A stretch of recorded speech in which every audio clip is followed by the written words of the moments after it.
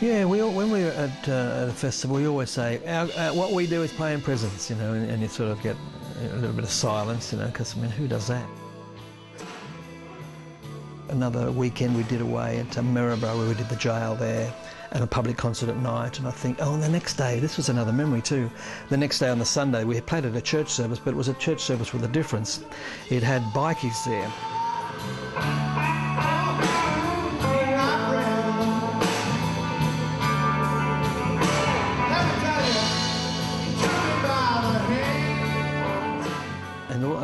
The church had invited all the bikies from the town to come in for a Sunday morning breakfast and sausages and stuff, and then stay for a dedication service, and the church prayed for these guys that they'd have safety on the road and all that sort of stuff. Great concept.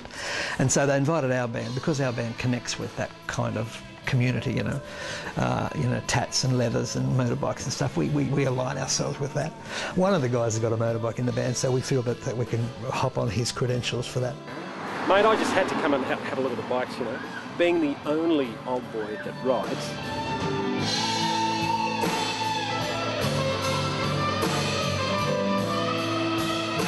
It was a lot of fun, yeah, a lot of fun. So what we have here is a beautiful piece of German engineering. My version of this is probably 20 years older than this one, but I can only dream, can't I?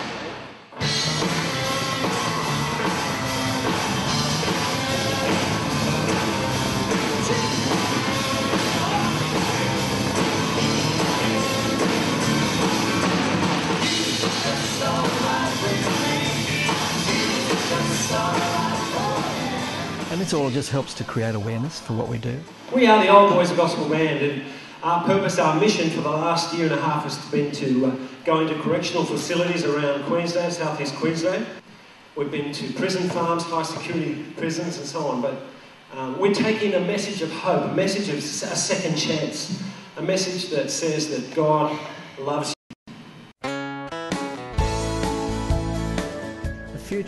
The future's massive, isn't it? I mean, what we could do is just out of this world. What we're doing is just scratching the surface. I mean, we've only played in Queensland. There's a light upon a hill. It's been shining a long time, shining still. I hope that God gives us air to breathe so that we can keep doing what we're doing, because we're getting on a bit. Well, I'd just like to see it get bigger and more often. I'd like to see us getting into more prisons. Truth is bold. Do you know God loves you?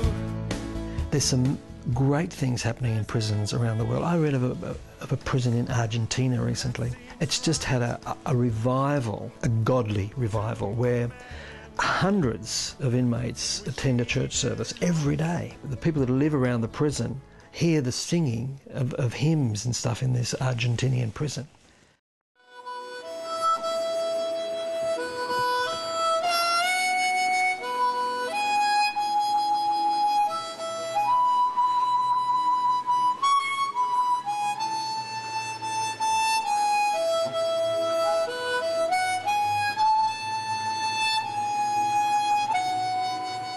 We are helping in some way in the rehabilitation of these guys, because we're saying to them, hey guys, you know, this doesn't have to be your life, you know. When you get out, take the second chance and don't come back. Move on somewhere and get out of that situation and change that so that you have a better life. These prisoners need our prayers, they need our support. Whilst there's guys in there that have done things that we on the outside would consider horrendous crimes, God never gives up on them. Whilst they're in there serving their time doing the punishment for the crime, our aim, I guess, is to let them know that there is a God who cares about them, who hasn't given up on them, and that there is always a second chance for them. You rescued me. You rescued me. I didn't really think about what we were doing going into prisons, but once we've got there and I've seen these guys and seen that they're real people, some of them have destroyed families in what they've done, and they probably deserve to be in prison, but we also know that eventually they'll be out of prison. Oh Lord, you have rescued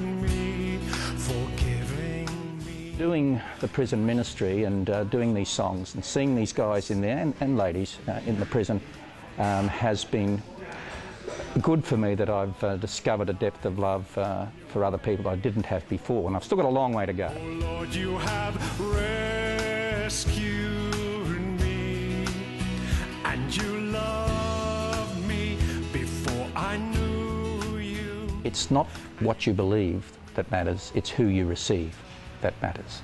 Some people are in their own prisons. By finding faith in Jesus, you can be set free from your own prison to live your life, to have real peace and joy.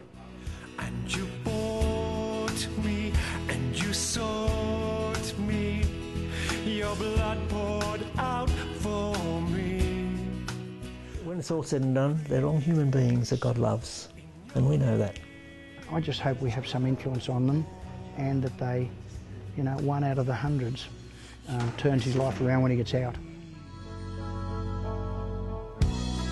You rescued me.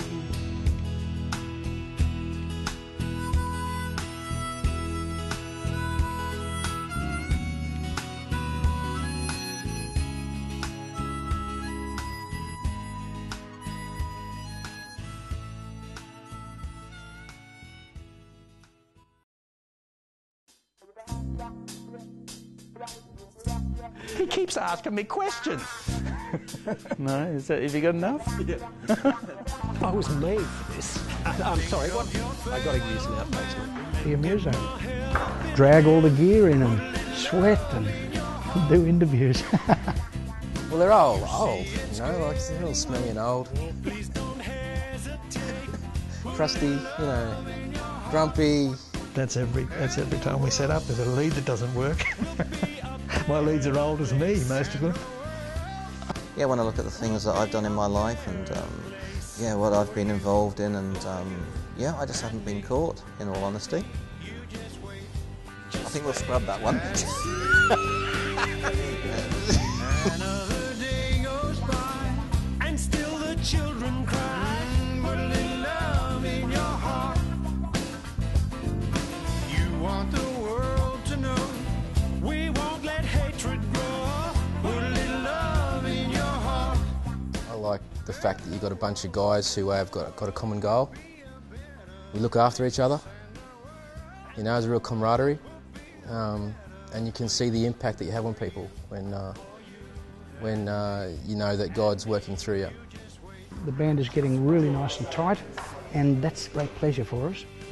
Take a good look around, and if you're looking down, put a little love in your heart. What unites us is bigger than what divides us. Somehow the ministry unites us, and the purpose of the ministry unites us. And I think it's great. I haven't had anything like this before.